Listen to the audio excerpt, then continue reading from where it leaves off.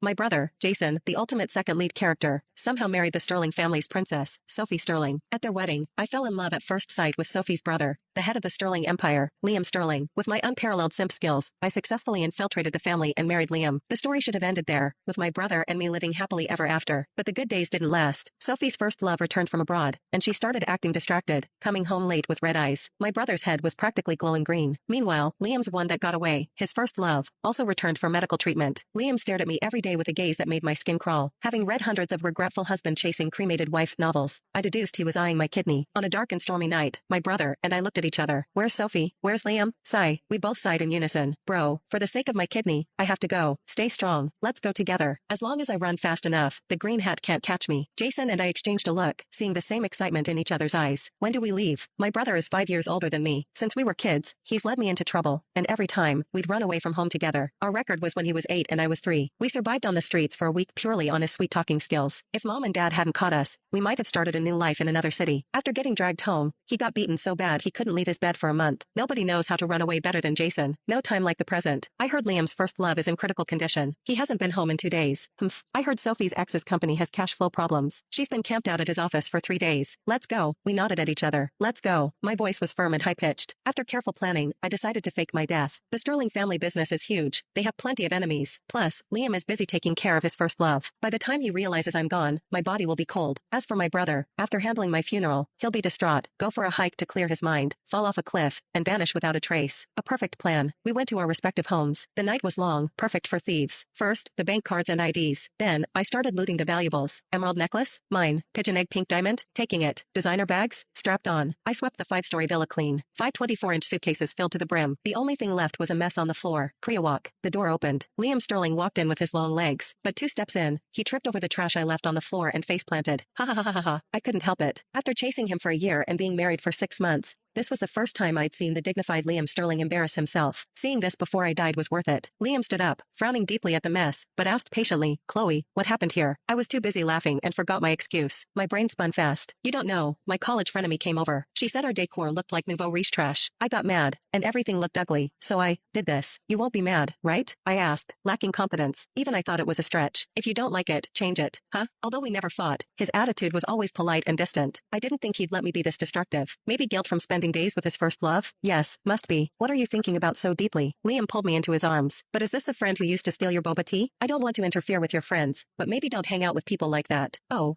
okay. I nodded perfunctorily. Weird. How did he know about the boba thief? He was mumbling a lot today, unlike his usual cool self. Must be a guilty conscience covering up his cheating heart. Liam stared at me, his gaze deep and hot. I couldn't handle it. Is it not guilt? Does he actually? Forget it. I'll have my secretary transfer you $5 million tomorrow. Renovate however you want. It's my fault for not asking your opinion when we decorated. If you're talking money, I'm wide awake. Okay.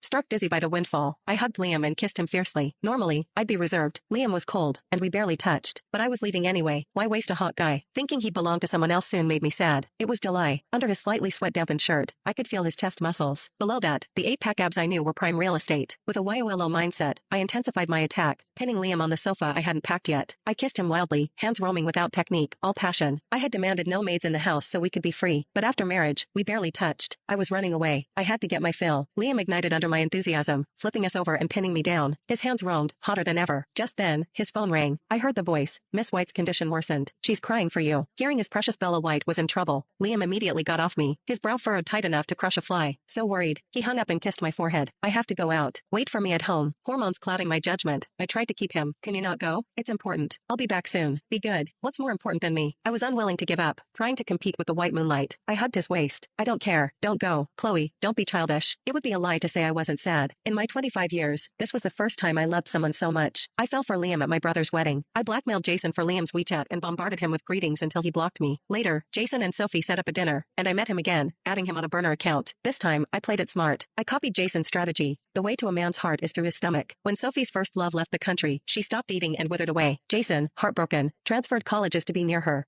delivering 3 meals a day for 53 days until he won her heart. I pestered Jason to get me an internship with his chef mentor. I returned to Master Chef and successfully bid to run the Sterling Corp cafeteria. Liam actually thought my family had a lineage of chefs. Once I infiltrated the cafeteria, I was everywhere. Morning jogs, lunch deliveries, waiting for him after overtime. Maybe my persistence moved him, or maybe he needed a wife to stop the family pressure. He chose me. I thought even if he didn't love me, time would change that. But in 6 months of marriage, he rarely came home on time. Once, he disappeared for 2 weeks. I told myself he was busy running a massive company, until Bella White appeared. I realized the company wouldn't collapse if he took a week off. He could spend all day with a woman. He would run to her with one phone call. Yet on my birthday, 3 months into our marriage, he sent a cake via his secretary because he was busy. Love and indifference are so obvious. Now that his first love is back, I should tactfully step aside. I won't wait to be kicked out. Looking at the luxurious house, thinking another woman would live here, I got angry. I grabbed a baseball bat and started smashing, venting my grievances. Crash, bang, looking at the wreckage, I was satisfied. It looked like a legitimate home invasion. Then, with my 5 suitcases and a cool $5 million in my account, I called a moving truck. Before leaving, I went to say goodbye to Jason, but Sophie opened the door. Chloe, you're back too. Too? Chloe, have you been crying? Sophie asked, seeing my red eyes. Jason and Sophie have a complex relationship, so we call each other sister-in-law. Jason stubbornly calls Liam brother-in-law. Jason walked out. It's about Liam's ex-girlfriend. My sister is a love brain, you know. Sophie felt guilty but comforted me. Chloe, don't be sad. Liam and Bella aren't like that. Not like that? Then like what? My grievances exploded. I usually played the gentle wife, but I snapped. Sophie was stunned. Hey, don't yell at your sister-in-law. Not her fault. My brother, the loyal dog, couldn't stand seeing Sophie upset. He pulled me aside. Sophie, go upstairs. She's just throwing a tantrum. I'll talk to her. Sophie went upstairs. Bro, Liam went to his ex. He won't be back tonight. I'm leaving now. Sophie said Bella's condition worsened. Liam will be at the hospital. Good timing. Are you ready? Ready. Liam gave me $5 million. I smashed the house. I'll say it was a robbery. Go first. I'll catch up. Jason started hemming and hawing. Fine, you hopeless romantic. To cover my tracks, I paid a driver a huge sum to take me directly to City A, avoiding any digital trail.